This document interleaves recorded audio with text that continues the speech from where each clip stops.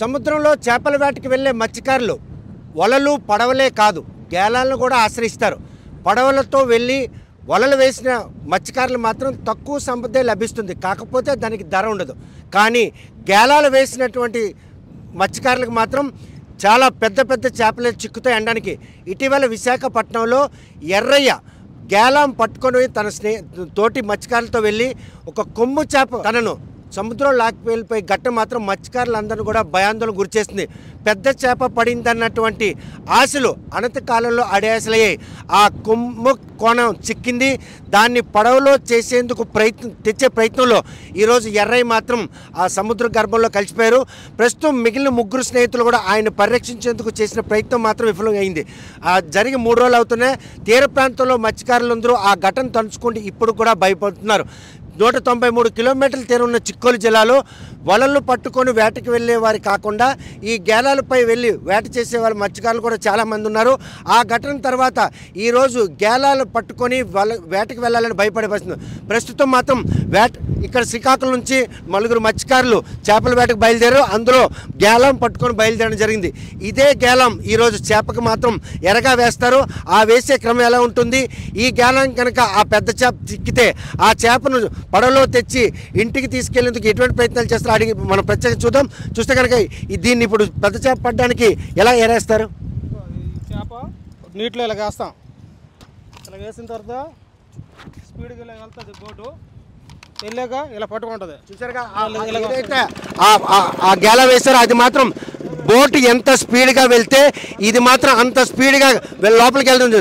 దాని ఆకారం చూసి మాత్రం పెద్ద పెద్ద చేపలు ఈరోజు వాటిని పట్టుకోవడానికి వస్తాయి. ఇప్పుడు వేసినటువంటిది ఎంత దూరం వెళ్తుంది, వెళ్ళే దూరంలో ఎంత మేరకు చేపలు దొరికే అవకాశం?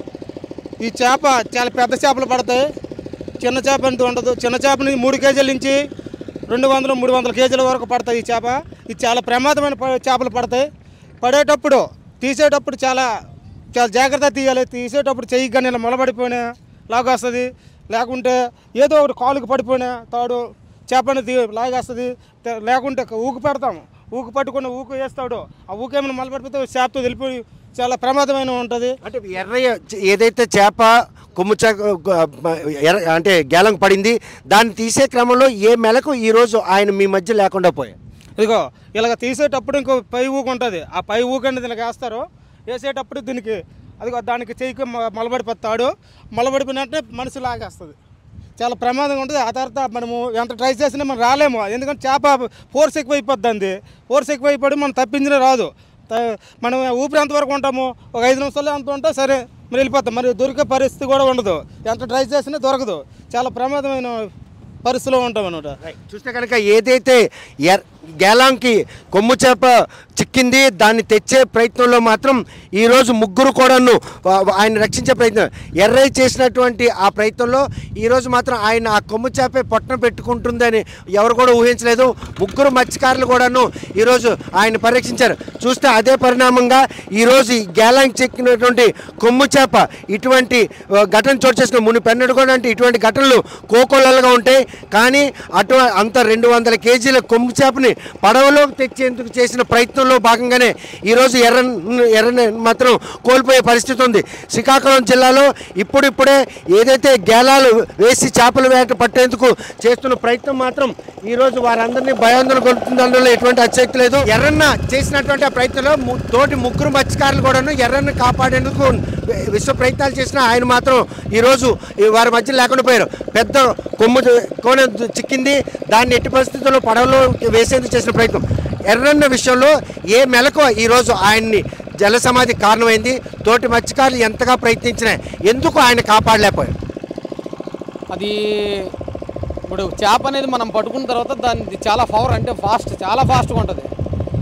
మా ప్రయత్నం అయితే ఆ ముగ్గురు మత్స్యకారులు బాగానే చేశారు. చేసినప్పుడు కూడా అక్కడ ఏమైందంటే ఆ చేప వచ్చి పైకం అనేది తగిలించేటప్పుడు దాన్ని పెట్టడం జరిగింది. పెట్టిన తర్వాత అది దాని శరీరానికి ఎప్పుడైతే బాగా ఆ ఉక్కు దూరిపోయిందో దానికి బలంగా ఆటుకున్న తర్వాత లాగిన తర్వాత ఏం చేశారంటే తోటి మత్స్యకారులు కూడా తనని రక్షించాలని చెప్పి సముద్రంలోకి పైదాడు పట్టుకొని వెళ్ళి దాటి తీసుకొని రావాలనుకున్నారు. ఈలోపు ఆ కొమ్ముకోన చేపలకు పవర్ ఎక్కువ కావడం వల్ల మనం చేతికి అందుతాడనే మనిషి హఠాత్తుగా గల్లంతా లోపల లాక్కొని వెళ్ళిపోయింది. కానీ ఆ గేలాంగ్ చిక్కినటువంటి కుంభకోణం సుమారు 200 కేజీలు ఉండడం కూడా ఒక కారణం కావచ్చా ఈరోజు ఆయన లేకపోవడం? అది కూడా కారణమే. ఎందుకంటే అది చాలా బలమైంది కాబట్టి అది 200 కేజీలు అంటే తక్కువ కాదు. దాని పరిణామాన్ని బట్టి మనిషిని పట్టుకొని లోపలికి తీసుకున్నట్టు. సో ఈ కుంభకోణంకి ఉన్నటువంటి ఆ షార్ప్నెస్ ఏదైతే ఉందో అది దాని ప్రాణాలను కాపాడుకునేందుకు చేసిన ప్రయత్నంలో ప్రతిఘటనే ఈరోజు ఎర్రన్న కోల్పోయాం. అంతే తన ప్రయత్నమే దానివల్లే ఎర్రన్న మనం కోల్పోయాం ఈరోజు. ఎందుకంటే తను ప్రాణ రక్షణ కోసం చేప తన ప్రాణ రక్షించుకోవాలని చెప్పేసి తన ప్రయత్నం చేసింది. మేము దాన్ని చంపలేని ప్రయత్నంలో విఫలమయ్యి ఎర్రన్న ఈరోజు సముద్రంలోకి వెళ్ళిపోయాడు. ఇటువంటి ఘటనలు పదే జరుగుతున్నాయి. దీనికి ప్రత్యామ్నాయం ఏమి లేదా, లేకపోతే వేటలో మెలకువే దీనికి మనం కాపాడుకొని ఆ వేటని చేసుకోవడానికి కుదురుతుంది? దీనికి ప్రత్యామ్నాయం అయితే మరేం లేదు. ఆ వేట మెలకు తెలుసుకొని వేట చేయటమే తప్ప. కానీ ఇంకోటి ఏంటంటే ఇక్కడ మెయిన్ బాధాకరమైన విషయం, ఇలాంటి కోకోలు జరుగుతూనే ఉన్నాయి. కానీ గవర్నమెంట్ ఏం చెప్తుందంటే మత్స్యకారుడు సముద్రంలో పడిపోతే మిస్సింగ్ కేసు కింద నమోదు చేస్తుంది. దయతలసి స్టేట్ గవర్నమెంటు అవతల సెంట్రల్ గవర్నమెంట్ 2 గవర్నమెంట్లు కూడా దీని మీద కొంచెం సానుకూలంగా స్పందించి ఎవరైనా మత్స్యకారులు సముద్రంలో పడిపోతే తక్షణమే చచ్చిపోయేటట్లు నిర్ధారణ చేసే ప్రక్రియ తీసుకొని రావాలి తప్ప. కానీ ఏదో 400 కిలోమీటర్లు 500 కిలోమీటర్లు 30 కిలోమీటర్లు 40 కిలోమీటర్ల లోపల చచ్చిపోయే మనిషి మనకి ఆ బాడీ దొరకాలి అంటే ఎప్పుడు దొరకదు. ఎందుకంటే ఏదైతే ఆ ఘటన తర్వాత ఆ మృతిని నిర్ధారించడం విషయంలో మాత్రం ఇటువంటి మిస్సింగ్ కాకుండా చనిపోయారన్నటువంటి విషయాన్ని వెనువెంటనే నిర్ధారించాలి. ఎందుకంటే సముద్రంలో ఒకసారి మనిషి గల్లంత అయిపోయాడంటే ఆ మనిషి మళ్ళీ మన చేతికి వచ్చే అవకాశాలు అయితే చాలా తక్కువ. ఎందుకంటే కోకోలలు అనమాట. ఇక్కడ ఒక చెరువులో ఒక నదిలోనే చిన్న వస్తువు జారిపోతేనే దొరకదు. అది మహాసముద్రం. ఎక్కడి నుంచి ఏ దిశ నుంచి ఎటు వెళ్తుందో వాటర్ తెలియదు. ఒక గంటలో పరిణామాలు మారిపోతాయి. ఒకవైపు అటు వెళ్తుంది, ఒకవైపు ఇటు వెళ్తుంది, ఒకవైపు ఒడ్డుకు వస్తుంది, ఒకవైపు లోపలికి వెళ్తుంది. అది దాన్ని దిక్చూసి ఎలా ఉంటుంది అనేది కూడా తెలియదు అనమాట. కాబట్టి ఇక్కడ దురదృష్టకరమైన పరిస్థితి ఏంటంటే మత్స్యకారుడు ఎవడు సముద్రంలో పడిపోయినా ప్రతి ఒక్కరికి కూడా మిస్సింగ్ అని రాస్తున్నారు. దయతలసి కేంద్ర రాష్ట్ర ప్రభుత్వాలు దీని మీద సరైన అధ్యయనం చేసి మత్స్యకారుడు సముద్రంలో పడిపోయిన వెంటనే చనిపోయాడనే నిర్ధారణ మాత్రం ఇవ్వాలని చెప్పేసి కరాఖండిగా 24 గంటల్లో దీని మీద ఎక్స్గ్రెస్ ప్రకటించి ఆ కుటుంబాన్ని ఆదుకుంటారని కోరుకుంటున్నాం. చూస్తే కనుక ప్రస్తుతం ఎర్రన్న విషయంలో మాత్రం అంటే 200 కేజీల కుంభకోణం ఆ గేలాంగ్ చిక్కడం వారి పాలిట శాపంగా మారింది. చిక్కిన వెంటనే ఏదైతే హుక్కు ఉందో హుక్కుతో పట్టుకొని పైకి తెచ్చే ప్రయత్నంలో తను కాపాడుకునే క్రమంలో ఎర్రని మాత్రం పట్టును పెట్టుకుంది. ప్రస్తుతం శ్రీకాకుళం జిల్లాలో కూడాను ఇటువంటి పరిణామాలు ఎలా ఉన్నాయి? ప్రస్తుతం వలలతో వేట సాగిస్తే ఎటువంటి వేట సాగుతుంది, గేలాలు వేస్తే ఎటువంటి వేట సాగుతుంది? పెద్ద చేపలు దొరుకుతాయి గేలా వేస్తారా? పెద్ద చేపలు దొరుకుతాయి సార్. పెద్ద చేపలు దొరుకుతాయనేసి ఆ చేపలు అమ్ముకుంటే ఎక్కువ రేటు వస్తాయని చెప్పేసి కోనాలు, కొమ్ము కోనాలు, అలాగే సొరలు ఇవన్నీ రావడం జరుగుతుంది. అంటే వలలకు అటువంటి చేపలు పడే పరిస్థితి లేదు. చేపలు పడదు సార్, చాలా తక్కువగా పడతాయి. అంటే పెద్ద చేపలు గేలాంగ్ పడినప్పుడు ఆ చేపలు ఒడ్డుకి తెచ్చేటప్పుడు ఎటువంటి మెలకువలు తీసుకోవాలి? ఎర్రని ఏ మెలకు మిస్ అయ్యి సార్? అది ఊకేసేటప్పుడు మాత్రం తాడుగట్టు ఉంటుంది. ఆ తాడుగట్టు చేతికి మొలయకుండా సాధారణంగానే ఊకేసి లాగాలి.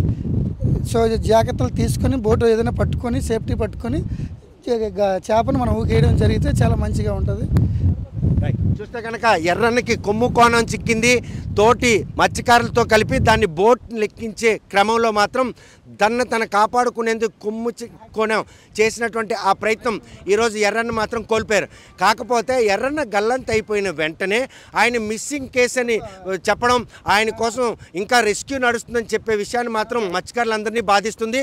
ప్రస్తుతం మాత్రం మత్స్యకారులు ఎవరైనా సముద్రంలో గల్లంత అయితే ఆయన మృతిని నిర్ధారించి ఆ కుటుంబానికి మాత్రం నష్టపరిహారం ఇచ్చే విధంగా ప్రభుత్వాలు యోచించాలి. ఇటువంటి ఘటనలు జరిగినప్పుడు మాత్రం మిస్సింగ్ కేస్ అని చెప్పి తత్సారం చేయకుండా ఈరోజు ఎర్రన్న కుటుంబానికి మాత్రం ఎక్స్కేర్షియా ప్రకటించిన విషయంలోనే మిస్సింగ్ అని చెప్పి వాళ్ళు తత్సారం చేస్తున్నారు. ఆయన ఇప్పటికే మరణించుంటాడు. 24 గంటల్లో ఆ మత్స్యకారుడు మరణాన్ని నిర్ధారించాలి.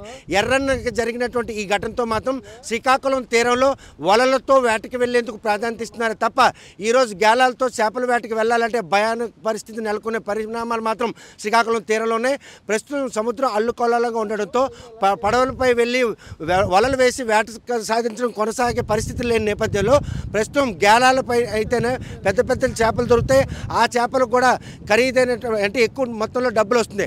ఆ దిశగానే వాళ్ళు చేసిన ప్రయత్నంలో ఈరోజు ఎర్రన్నతో పాటు నలుగురు కలిసి ముగ్గురు స్నేహితులు కలిసి వెళ్ళి వేట సాగిస్తున్న క్రమంలో ఆ కొమ్ము కోణం చిక్కింది, వారి పంట పండింది అన్నటువంటి క్షణాల్లోనే ఆ కోణం మాత్రం పడవలోకి తెచ్చిన క్షణాల్లో ఆ పడవ నుంచి జారినటువంటి ఎర్రని రక్షించేందుకు తోటి మత్స్యకారులు చేసిన ప్రయత్నం కూడా విఫలం చెందింది. కాబట్టి శ్రీకాకుళం 193 కిలోమీటర్ల తీరం నుంచి శ్రీకాకుళంలో మాత్రం ప్రస్తుతం కొమ్ము కోణాలు కావచ్చు, పెద్ద పెద్ద చేపల కోసం గేలాలు పట్టుకొని వేటకు వెళ్ళాలంటే మాత్రం భయపడే పరిణామాలు ఉన్నాయి.